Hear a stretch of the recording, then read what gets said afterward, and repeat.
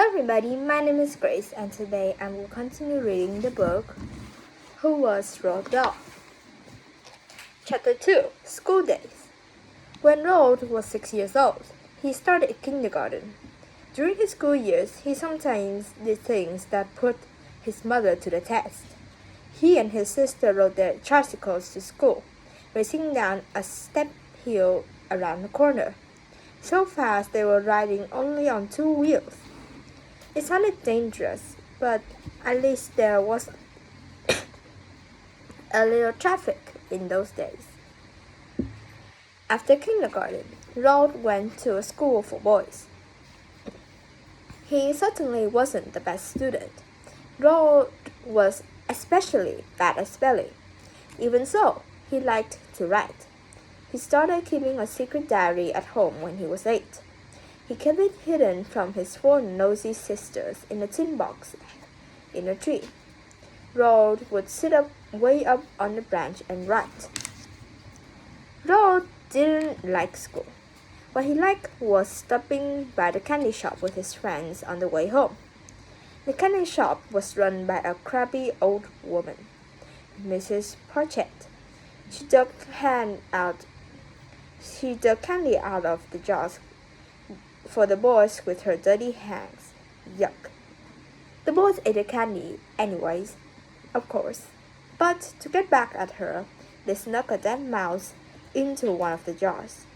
The next day, Mrs. Pritchett came to their school. She pointed out the 5 boys she suspected, right in front of Mrs. Pritchett. The teacher took a cane and hit each boy hard on the rear end several times.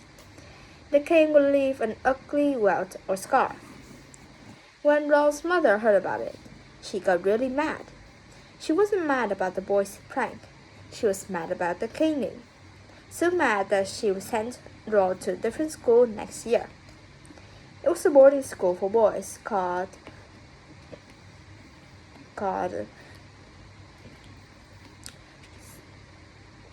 Peter's Preparatory School.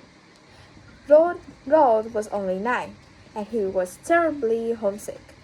The head of the school was mean. The boys were caned for breaking any rules. At night, Roald slept facing towards home and quietly cried to himself to sleep. He wrote his mother every week. It became a habit. He continued until she died about 40 years later. Roald wanted to go home so badly. He faked having diseases. This is what his sister had died of. He was sent home, but the doctor there knew Roald was pretending. He went back to school. At Christmas, there was a happy surprise at home. His family had a new motor car. No one knew how to drive it, but his 21-year-old half-sister bravely took the whole family out for a ride. They crashed. Roald's nose was almost knocked off and hung on only by a thread back on. But fortunately, the doctor was able to stitch it back on. Every summer, the Dahls went to an island in Norway for vacation. In those days, it was hard to get there. The whole group, 10 altogether, had to take taxis, trains, boats, and ferries. It took 4 days, but what a wonderful place! Their mother took them on adventures to islands and fishing in a small motorboat. They called it Hard Black Stinker. Fearless Sophie could handle the boat, even in big waves. In 1927, the Dahls family moved to Bexley, near London.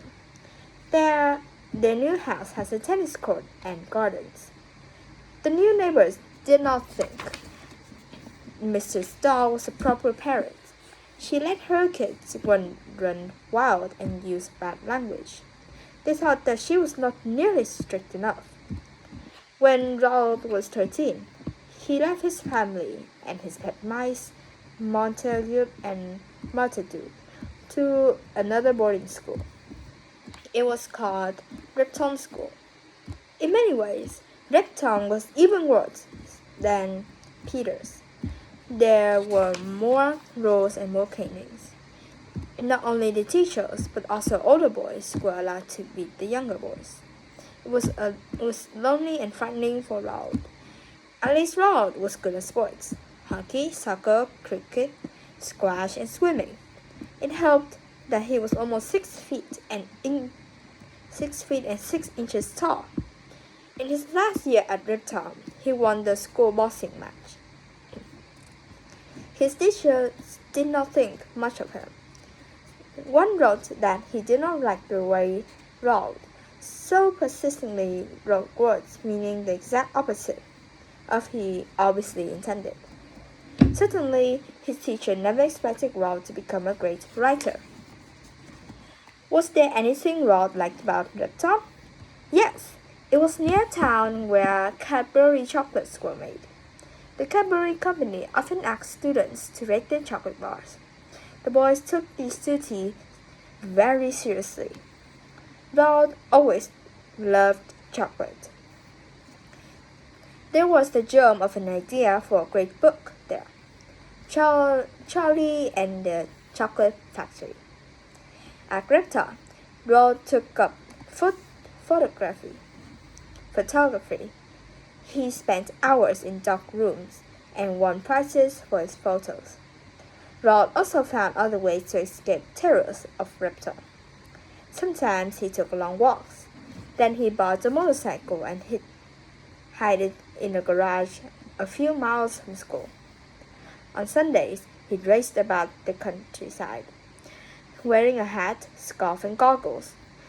He was hoping to disguise himself. If he had been caught, he would have kicked out of school. By July 1933, Dahl was more than ready to leave school. He had had enough. Unlike most of his classmates, though, he did not go on college. He wanted to see the world. Chapter 3: Adventures. Roald didn't have to wait long for adventure. He traveled across the Atlantic Ocean to Newfoundland, with a group of 40 boys. The group was called Public Schools Exploring Society. For the last 20 days of the trip, 12 strongest boys, including Roald, carried packs that weighed over 100 pounds. They slogged through the rain, mud, and swamps. They slept on the wet ground in leaky tents. Mosquitoes were terrible. Roald shaved his head and coated with tar to keep them from biting. The boys tried to live off land, but they couldn't find much to eat except berries and boiled lichen. They were starving and miserable. All they could think and talk about was food. When his off-food trip was over, though Roald felt strong, he felt like he could handle everything. Roald got a job in an oil business at Shell Oil Company. He hoped to travel foreign countries where the company had offices. But Roald was stuck in an office in London. It was dull work. He took the train to work every day, wearing a suit and bowler and carrying an umbrella. He looked like a boring middle-aged man. After more than 3 years, Roald finally had his chance to go abroad. Shell was sending him to Africa. Roald boarded an old ship for a 2-week voyage, and what now was Kenya. Then he got on another smaller boat for 2 more days. It took him to Dar es Salaam, now it's called Tanzania. He saw palm trees, tropical splendor for the first time. This is what he had hoped for.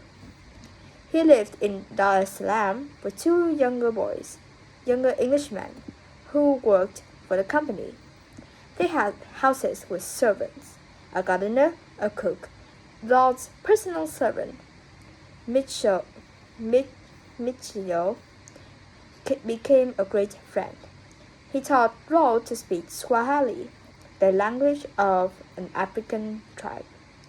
Roald, in return, taught him how to read and write.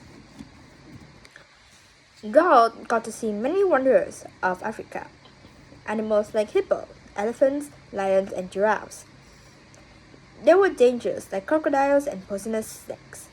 He once killed a deadly black mammoth snake with his hockey stick. He said the snake was as thick as his arm and 8 feet long. Pretty dangerous. The heat was terrible.